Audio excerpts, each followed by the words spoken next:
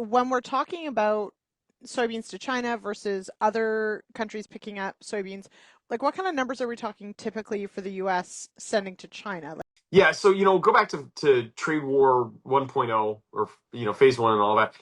The talk was demand displacement. If China's going to try to buy everything from Brazil, that means Brazil's going to have less to sell other countries in the world, that we're going to right, see a lot of that demand displaced and get placed back on us.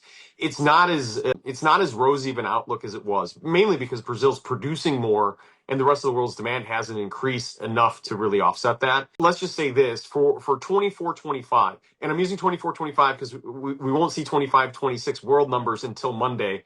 right. So we'll flip that script next week. But for 24-25, the world demand for soybean imports is 179 million metric tons. China is 109 million metric tons of that. So, the extra 70 million to go around, we already have a pretty big chunk of that business already. The extra isn't really there. So, I mean, if we Okay. don't get something going with China between now and the beginning of the next marketing year, we're already into our export program for next marketing year, and it's not good.